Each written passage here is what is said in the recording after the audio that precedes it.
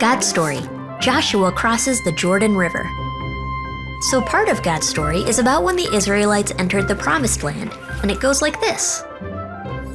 Back when God started his family with Abraham and Sarah, he promised they would live in a brand new wonderful home called Canaan. But as God's family grew and grew, the Egyptians saw them as a threat and made them slaves.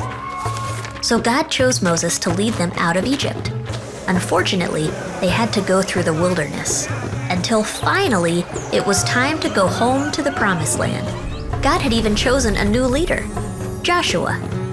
Now, God knew that getting to the Promised Land looked impossible.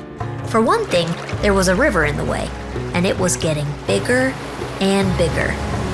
To make matters worse, people were already living in Canaan, and like before in Egypt, they thought the Israelites were a threat. But remember, with God, nothing is impossible. Fortunately, Joshua knew that. So he told all the Israelites, "You will soon know that the living God is among you." God had told Joshua he was about to do something incredible. So Joshua obeyed everything God told him to do. First, God said to send the priests to the Jordan River ahead of everyone else. The priests were going to carry something called the Ark of the Covenant. It was where God's family kept special things God had given them, like the 10 Commandments God gave Moses, written on stone tablets, a jar of manna to remind them how he provided for them in the wilderness, and the staff Moses' brother carried to remind them that he is powerful.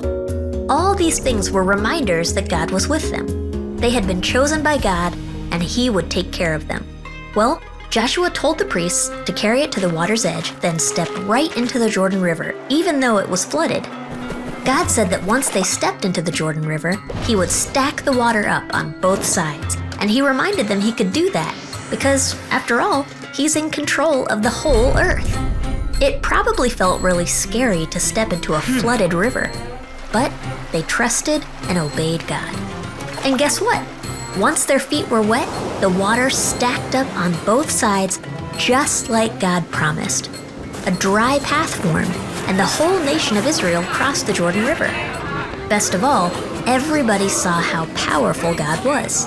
And as the news spread, other nations would hear about what happened and see how powerful God was too. God's family was thankful to be in the Promised Land. He helped them cross the river, and they believed he would help them make a new home. To help them remember that, God told Joshua to send 12 men to get 1 stone each and pile them up. Every time they returned to the Jordan River, they would see the pile of stones and remember what God had done.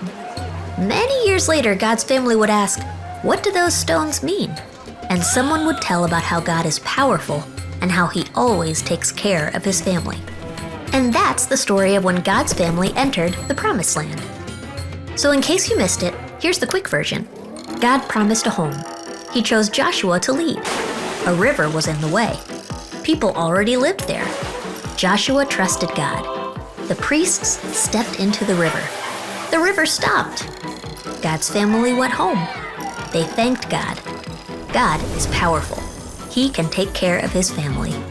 And that's a part of God's story.